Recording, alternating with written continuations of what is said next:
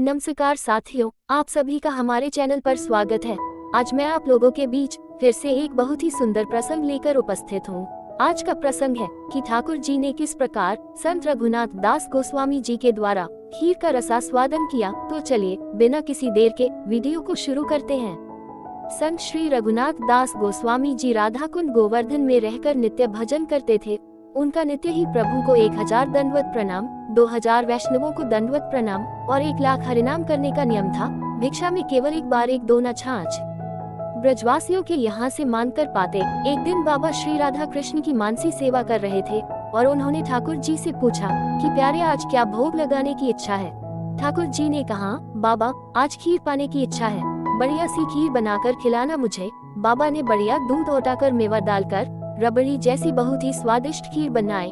ठाकुर जी खीर पाकर बड़े प्रसन्न हुए और कहा, बाबा हमें तो लगता था कि तू केवल छाछ पीने वाला बाबा है, तू कहाँ खीर बनाना जानता होगा, परंतु तुझे तो बहुत सुंदर खीर बनानी आती है। इतनी अच्छी खीर तो हमने आज तक नहीं पाई। बाबा तू थोड़ी खीर पीकर तो देख। बाबा बोले, हमको तो छाछ पीकर भजन करने की आदत है और आदत ऐसी हो गई कि इतना गरिष्ठ भोजन अब पचेगा नहीं, आप ही पियो। ठाकुर जी बोले, बाबा अब हमारी इतनी भी बात नहीं मानेगा क्या। बातों बातों में ठाकुर जी ने खीर का कटोरा बाबा के मुख से लगा दिया। भगवान के प्रेमाग्रह के कारण और उनके अधरों से लगने के कारण वह खीर अत्यंत स्वादिष्ट लगी और बाबा थोड़ी अधिक खीर खा गए।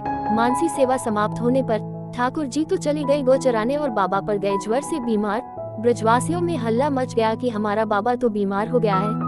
बात जब जातिपुरा श्रीनाथ जी के मंदिर में श्री विठल नाथ गुसाई जी के पास पहुंची तो उन्होंने अपने वैद्य से कहा कि जाकर श्री रघुनाथ दास जी का उपचार करो, वे हमारे ब्रज के महान रसिक संत हैं। वैद्य जी ने बाबा की नाड़ी देखकर बताया कि बाबा ने तो खीर खाए है।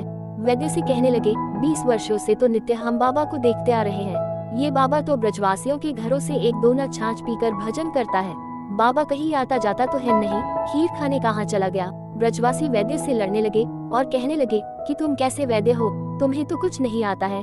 वैद्य जी बोले, मैं अभी एक औषधि देता हूँ जिससे वमन हो जाएगा, मतलब कि उल्टी होगी और पेट में जो भी है वह बाहर आएगा, और अगर खीर नहीं निकली तो मैं अपने आयुर्वेद के सारे ग्रंथ यमुना जी में प्रवाहित करके उपचार करना छोड़ दूंगा।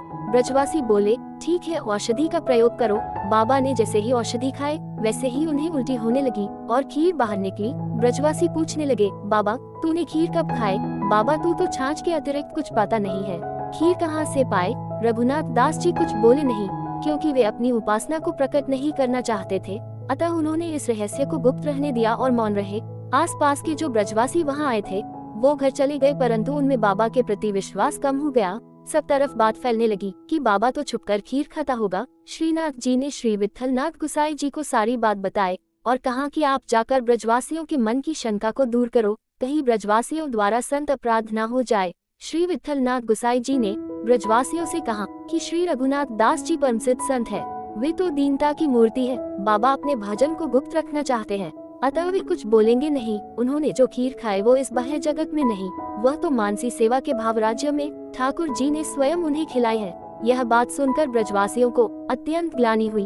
धन्य है ब्रज के ऐसे महान संत श्री रघुनाथ दास गोस्वामी जी, जिन्होंने अपनी मानसिक सेवा के द्वारा नित्य ही युगल छवि का दर्शन किया करते थे। आशा है साथियों कि आप सभी को यह प्रसंग अच्छा लगा होगा।